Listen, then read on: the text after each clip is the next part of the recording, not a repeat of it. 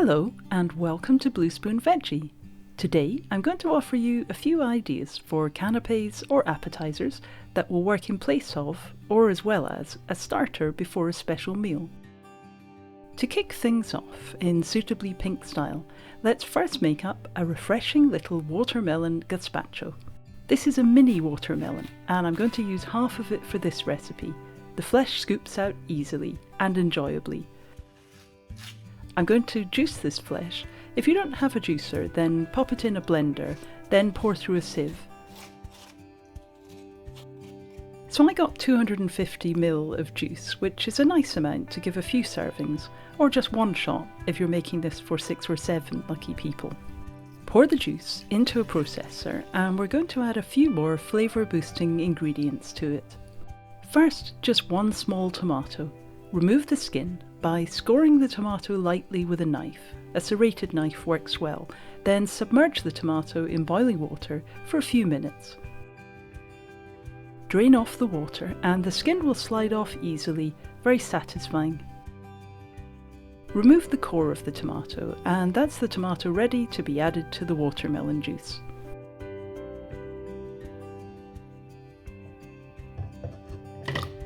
Some jalapeno adds a nice kick. These are quite hot, so I'm just adding one slice, but add as many as you dare. A teaspoon of extra virgin olive oil. Use the best one you have if you have more than one. Sprinkle in a good pinch of salt. Add a few coriander leaves and the juice of half a lime. Add more than that if you like. Then give that all a good blend. Transfer to a nice jug for serving and chill in the fridge for a couple of hours. You'll get 7 shot glasses from this. You could also serve it in espresso cups or ramekins if you like. I like to top it with a little finely diced avocado. You'll need 1 small avocado if you fancy doing this too. A light zingy canapé with a gentle spicy hit, perfect for a special occasion. Even a mini watermelon is a lot of watermelon, so I have another quick idea for you. Chop the other half into small cubes. Tangy feta cheese is the perfect match for watermelon, and I've cubed some up to roughly the same size as the melon cubes. Then just slide alternating cubes onto a few cocktail sticks.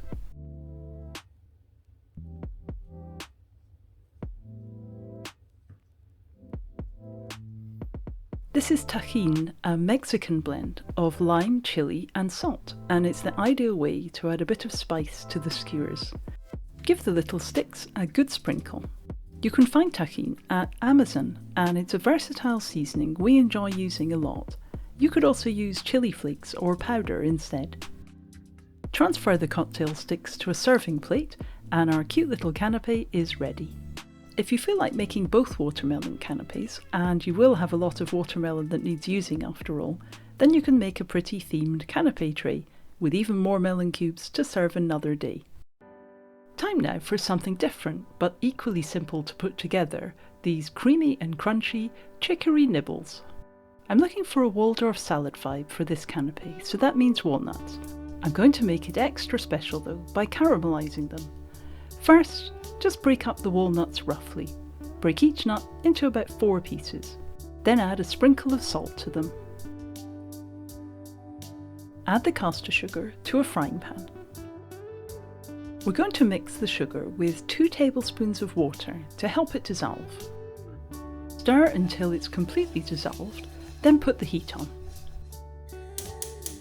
Then wait patiently until the sugar starts to turn golden brown, being careful not to let it burn. This isn't a time for multitasking. Try to strike a balance between enough heat to caramelize the sugar and not letting the sugar burn. It should take around 5 minutes. Tip the chopped walnuts and salt into the caramel and stir together to cover the nuts. I remember visiting the US years ago and eating salads with caramelized nuts as a garnish. Maybe that was a particular trend of the time, or is it the norm?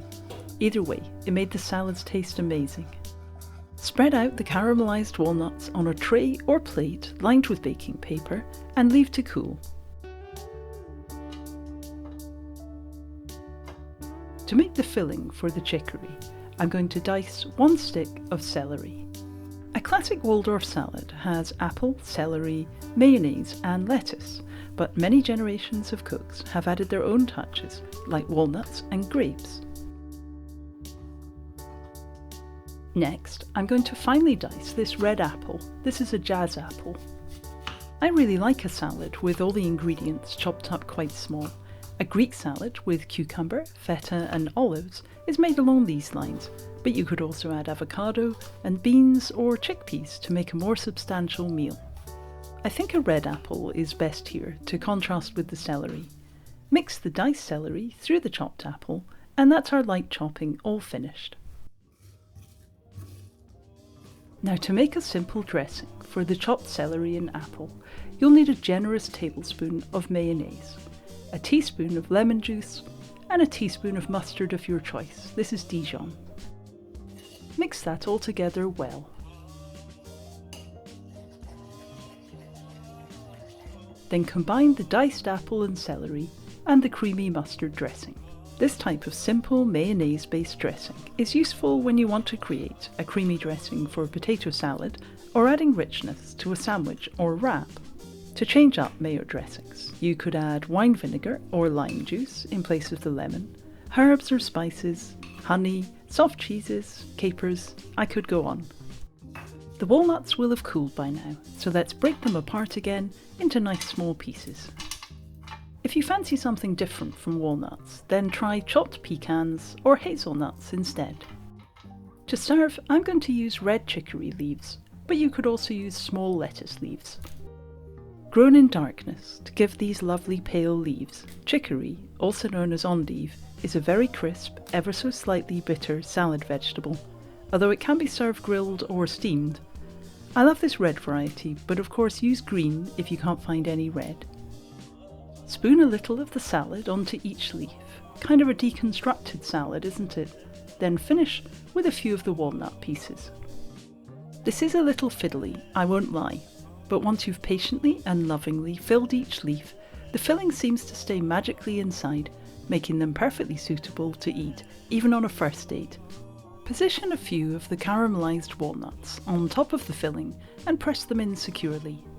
I wouldn't make this too far ahead of serving, since the leaves may discolour, but chicory is quite a sturdy little leaf, so an hour or so ahead would be fine. Ah voila, simple to make, but with delicious crunch and lovely flavours. It's time now for some Indian flavours in this bite-sized nibble. I'm going to make just 8 of these, but you could easily double or triple the recipe. I'm using these mini poppadoms as the vehicle for some deliciously spiced paneer cubes, so I'm selecting some of the best looking and most complete specimens. I definitely think someone dropped this pack before I bought it. Lucky I'm not making a large number of servings today. Poppadoms ready and waiting. I'm going to chop up 50 grams of paneer next. Cut into 8 little squares, each of a suitable size to fit a mini poppadom. If you have trouble finding paneer, then use halloumi cheese instead. You could also serve this on top of toasted squares of naan. Maybe those would even be less damaged in transit. Paneer cubed, let's make up a quick marinade now. Here I have a teaspoon of plain yogurt, this is Greek yogurt, and I like this Veggie brand. We'll also need a generous teaspoon of curry paste, so use whichever is your favourite, or you can make your own. This is some of my homemade tikka masala paste. I'll link that video below, which I've made with just 1 garlic clove today, since the paneer will only be cooked for a short time. Add the paneer pieces to the tikka yogurt blend and stir so the paneer is well covered. Then leave that to marinate for about an hour. Longer is also fine. While the paneer does its thing, let's prepare some thin ribbons of cucumber. I'm just using a swivel peeler and pressing quite hard to get nice even slices. You'll need 1 slice for each poppadom. Vegetable ribbons can be quite handy as a garnish when you want to add a bit of crunch and fanciness to any canapé or starter. You can just use up the rest of the cucumber in a salad or with a dip like hummus. You'll also need some mango chutney for assembling this canapé, so let's pop that with the cucumber ribbons and mini poppadoms. When you're ready to serve the canapé, heat a little sunflower or other neutral tasting oil in a frying pan. Then gently fry the paneer on a low to medium heat. While the paneer cooks, spoon a small amount of mango chutney into each poppadom. If you like, use another type of chutney like peach or lime. Sweet chilli sauce would also work well. There we go. Check on the paneer now, turning the cubes over to cook the other side. Back to our decorative touches. Fold up a cucumber ribbon like this in a concertina fashion, zigzagging each slice and keeping a firm hold on it. Then place on top of the chutney. Repeat with all your ribbons and the poppadoms are ready for the paneer cubes. Now to top each poppadom with a square of paneer. Serve these hot as soon as you've finished all your patient assembly.